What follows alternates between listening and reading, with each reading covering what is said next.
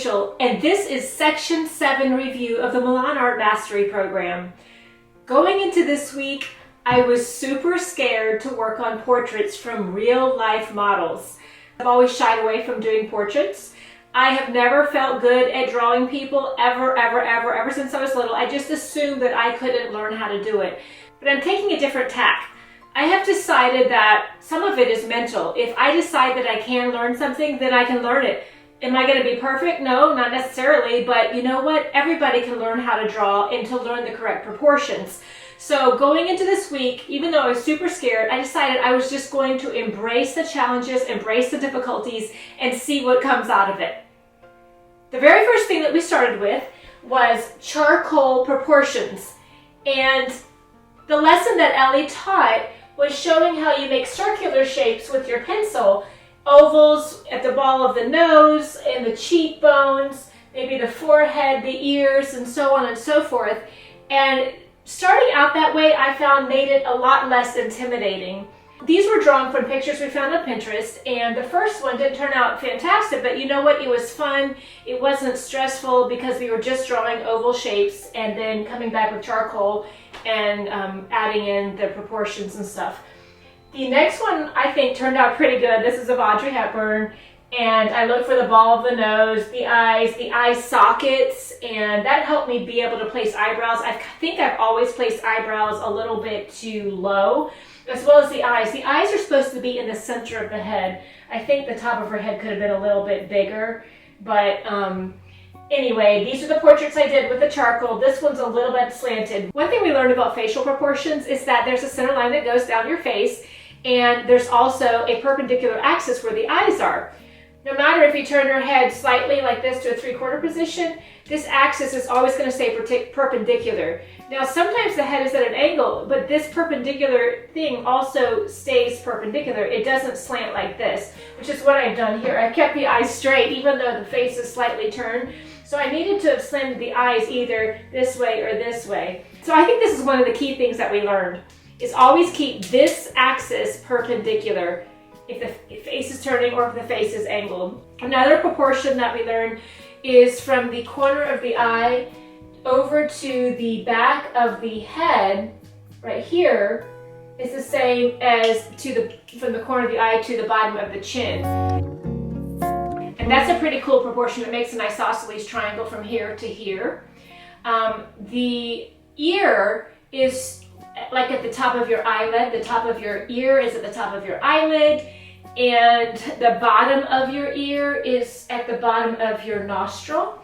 So those are some of the common facial proportions. The eyes, like I said before, go in the center of the head. The nose is halfway between the eyes and the chin, and the mouth is about 1/3 of the way down from the nose, maybe sometimes half of the distance, depending on if you're looking at the lower lip or the center line.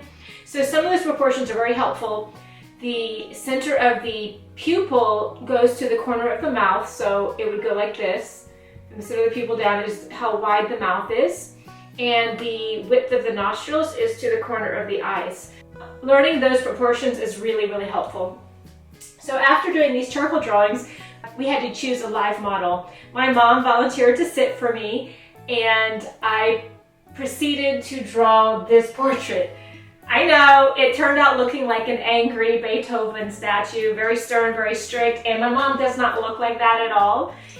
She actually has smaller eyes, so I drew the eyes too large here, and I drew in the facial wrinkle lines, the smile lines, and that looks too harsh. So I don't really know how you should do that. I think if I had filled this entirely in with charcoal and erased out these lines instead of drawn the lines in dark, it would have turned out better. I did lay down some charcoal, but I didn't erase out those lines. So I think that would have helped a lot to make her look a little bit less stern.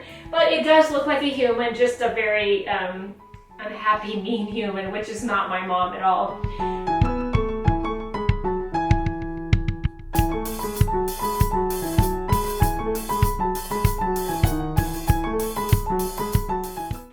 That we had to do 2 portraits in Alla Prima portraits, which is all in one sitting with a timer for 20-minute sessions, 4 20-minute sessions back to back with a 5-minute break in between.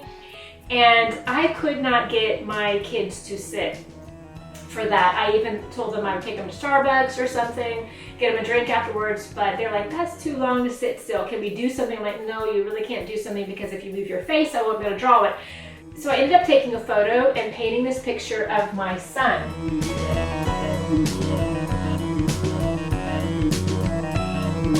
So I used a whole bunch of colors and I spent about 4 hours working on this portrait. I was super excited how it came out. My son is taller than me, so the angle was looking at me, looking up at him like this.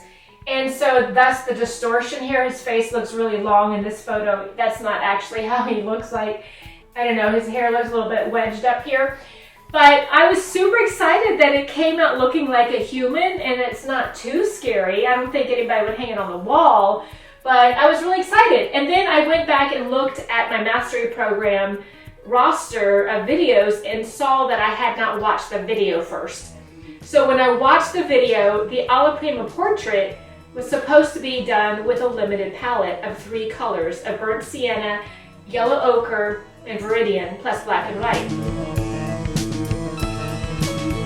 I thought, oh no, I have to do it again. And that took me so long, it was so hard. But you know, because I really, really want to learn how to paint like the old masters, I really want to learn how to paint just in general. I want to get better at portraits. I want to make something that looks beautiful. That is one of my major goals in taking this program.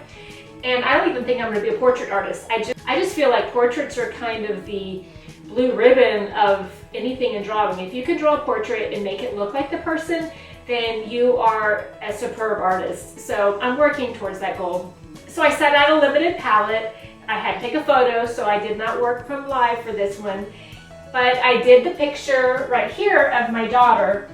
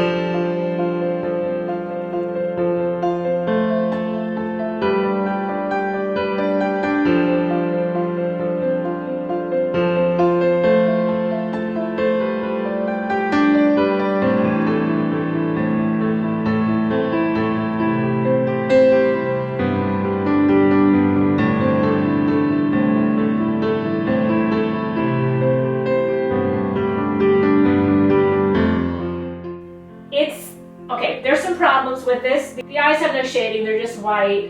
The eyelashes look like they've been taped on with false eyelashes. There's a big heavy shadows. The hands are just a hint of hands. The neck back here, the dark area, makes it look like she only has a skinny neck when the neck is actually back here. There's a lot of black in her hair, you know, and some of these shading colors are not very flattering, but we were working with a limited palette and time limits of 4 20-minute sessions. It took me the entire time plus another 15-minute session to finish and complete up to this point. I think if I'd worked on it a lot more, I could have fixed some of the proportions. Her nose is way too big. I had no idea what to do with the lips here, so it's not really accurate, but hey, I did it with just a little bit of extra time, and it was challenging, and I'm glad to have completed that. I learned a lot. After that, we were supposed to do an Alla Prima live portrait, full body this time. So I got my husband to pose for me, and he's like, so how long do I have to sit? I said 4 20-minute sessions. And again, he said, that's just too long. He has a lot to do. So I took a photo of him and began to paint the portrait that you see, began to paint the portrait that you see right here.